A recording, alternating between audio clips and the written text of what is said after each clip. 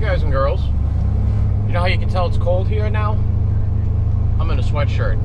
Alright, let's go see if we can get a 600 horse C10 to fire up today.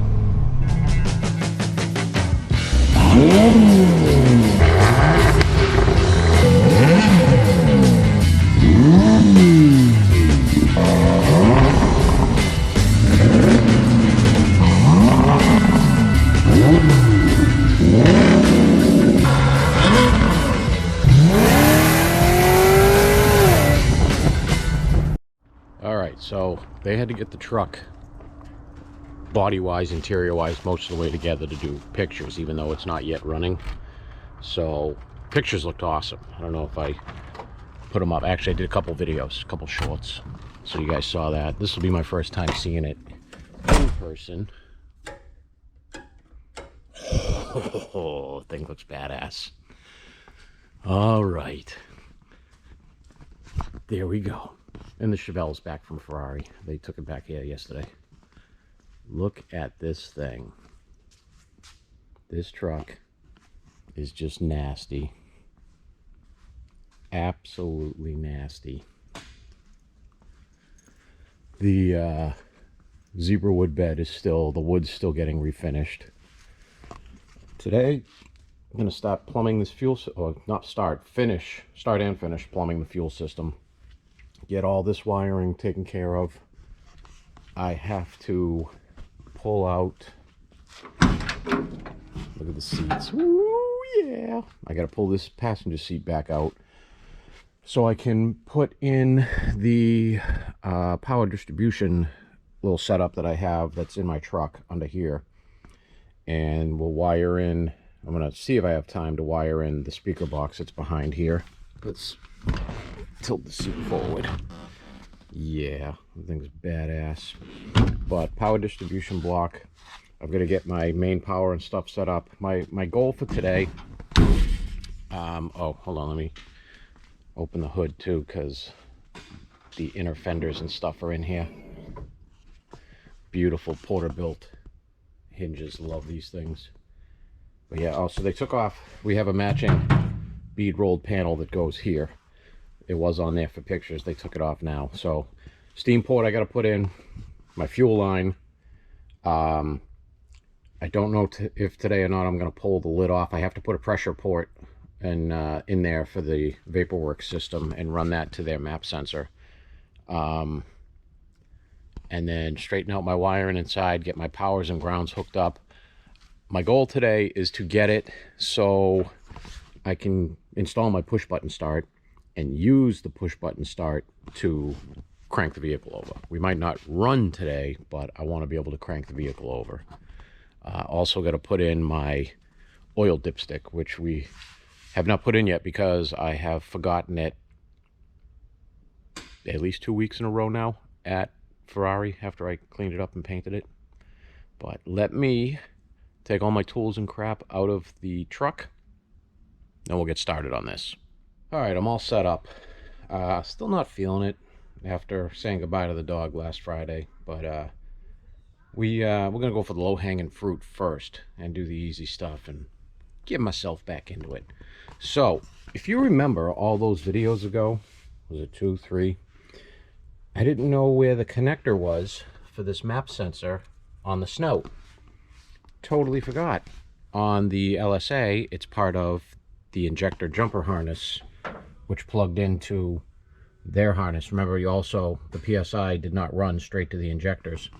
So luckily I had those still at work. I did not throw them out. So those are all in now on both sides. I just put my dipstick is in and my fuel connectors in. Unfortunately, this brand new Fragola gauge that we got from Summit, liquid filled, open up the box and it's no longer liquid filled, but the box was. So I guess we're going to need a new one of those. Way to go, guys. Superior product. But I am going to do my steam port kit now. So what I have to make that is just an Earl's universal steam port kit, a couple of push lock 45s and push lock straight, And then we have some, where is it? 1/4 inch 250 psi rated fuel hose that we're going to do with some Oetiker clamps, which thankfully I did also remember to bring my pliers to clamp those. So I'm going to do those now, but first I'm going to find the radiator, because whatever side the steam port outlet or inlet is on the radiator, I'm going to make one of these. Obviously this one comes up to the steam port to go to wherever you're going out to, so I've got to find the radiator and find. I'm pretty sure it's on the driver's side, so if it is, I'm going to put that port on the driver's side, so we can just bring it straight out. Actually, you know what, now that I just noticed, unlike the truck water pumps, the upper radiator hose is here. I might put it on this side and we'll run it right with the radiator hose. So that's what I'm going to do, because that's originally how the guys that do it. I also have my original off of the Camaro vacuum hose for the booster, which I think I kept it because I knew this bend right here, we could definitely use that. But oh yeah, that's going to work perfect. We are going to cut this. So there's already a union right here, so I'm just going to cut this down until this right angle is right with this right angle, and we've got a perfectly good, all the way done, looking like factory hose, which all of that is hidden under the engine cover that I moved up on top of the truck over here to get out of my way. So that's perfect. That's a whole bunch of stuff we're getting done, and thankfully I also saved the vacuum tube, because the check valve, because the check valves that come with the Willwards always come with a very small, it's like, I don't know, maybe 3/8 hose, and the factory hoses always use the bigger 1/2 inch style. So I saved that, so we'll be using that too. So gonna get moving on that stuff, then we'll start stripping some of the interior out and doing some of that wiring, because by then the boss man should be here, so he can help me line the truck up and push it back onto the lift, because I just don't really have it in me to be pushing this thing around by myself right now this morning. And that's where we're at. So gonna do that steam port, gonna do that vacuum hose for the booster. I might actually put my rear quick connect fuel fitting on, and also, so we got a nice built-in I forget how many micron Summit brand fuel filter. They have black. They didn't have black in stock. Nobody's going to see it. The truck does have red on it, so it'll look decent. But I'm going to take off this quick connect, put on this one, because it has a port for my pressure sensor right here, and then this on the other side of it, and then we're going to run our fuel line all the way up.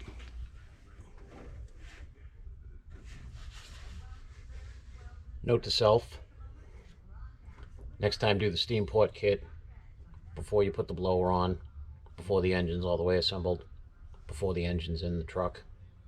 Just makes it a lot easier.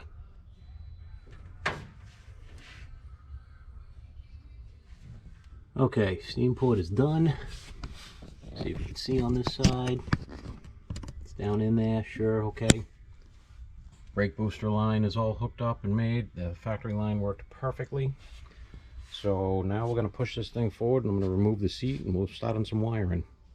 Okay, got the passenger seat out, starting to lay out my wiring. Got to grab my wiring for my vintage air, because the powers and grounds are going to run to these 2 bus bars I have here. And the only wire that's going to run through the firewall through our existing hole over here is the turn on for the AC. So we're going to have 2 wires I can think of for sure. I think 2 wires for sure that are going to be on this existing harness. They're going to exit up front. One is going to be the turn on for the AC. The other one is going to be from our PSI harness, the turn on for the cooling fan. Sorry, 3 wires. The other ones after that is going to be the turn on for the heat exchanger pump. So now I'm going to mount this down here, and we're going to start running some wires around. What I'm going to do is have everything come under and up through this hole here, through the carpet, and then distribute it out and whatnot. And I have one more harness I have to run for my what do you call it, map sensor, which I'm going to grab, and I'm going to mount the map sensor to the existing holes that are right here on the back of the blower. There's a couple of mounting holes that were normally for tabs to hold the factory harness, which we're not using, but we're going to mount the map sensor there. Run a hose here to, most likely we'll drill and tap a hole right here and put our quarter barb in there, and then go right through that grommet down there with my harness, since it's only a tiny little 3-wire harness, so that's going to be easy to slip through there. So I'm going to actually run this harness through now, so I have all my wires that need to go to that power board in there, and that way I can get started on that, grab my wires for the vintage air and get all that in there. So I want to try to get this thing buttoned up today, so that if I put ignition power to my fuse block ignition feed, we will be able to key everything on, read the tune out of it, the whole 9 yards, get all that good old stuff done. All right, we're making some headway here. PCM is now mounted up in there. Fuse block, I was trying to figure out what we're going to do with it, but we're actually going to mount it in the glove box. It's going to mount right down in this area. And then I realized I was trying to figure out where I was going to put my OBD2 port. Using the mount holes for the fuse block, it mounts perfectly there. So all of this is going to be located easy access in the fuse block, and our OBD2 interface cable will come over and plug directly into that OBD2 port, and you can unplug it whenever you need to scan it to see for check engine lights or do tuning or whatever. Turn left onto Massachusetts. All right, peeps, that's a video today. Very short one. Unfortunately, we're within crunch time now, and there's a lot of small intricate crap going on, so it's stuff I can't really film. It's not worth it. There's no real good angle or anything to film it of, and on top of that, I have to leave. Shut up, GPS. I had to leave a little early. I'm on my way now. It's 1:40. I've got to get to the animal cremation place by 2 o'clock, which is only 10 minutes away, thankfully, to pick up my dog. What did we get done today? I'll just do a rundown and throw some pictures up for you. So you saw I got the PCM mounted. I talked about where I was going to mount the fuse block. I actually got that done. It was a major pain in the butt, so didn't film it, but I got a picture. I'll put that picture up right here so you guys can see that. I think it came out pretty nice. Everything's nice and self-contained there. You still got plenty of room in that glove box for like a fifth of rum or something. And that part of it I feel good about. You can see the OBD2 port wire that is going to power all of our, or give all our signals to Dakota Digital is there. And I also, my buddy George showed up. You've met him once or twice. And he got going on the fuel line, and actually we got the fuel line all the way up to the engine. I just didn't cut it and terminate it on the engine because I still want to do a little bit of routing and move it around a little bit.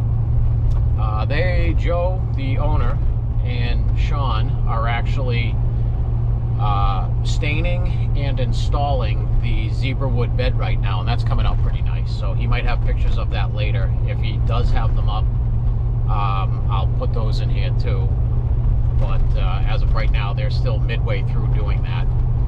And tomorrow I'm going shopping for Toys for Tots, so maybe we'll do a video on that. And then next weekend I have a thank you party for Toys for Tots, but we will be coming in, me and George will be coming in later that Saturday, because the thank you party is Friday night. It's going to be a long night. We'll come in Saturday morning and we'll bang some more stuff out. I got my power bus plate, whatever, my distribution plate in there. Didn't get to attach a single wire to it, just got sidetracked with everything. And that I will get pretty much done. I did get my 2 ground cables from the battery to the frame and from the frame to the engine done. Didn't get any pictures of those because I'm super good at this stuff. But we're getting there. Sorry, I promised we might have it cranking today. I kind of let you guys down on that one, so until next week, I guess. I'll talk to you guys later. So Sorry for the disappointment.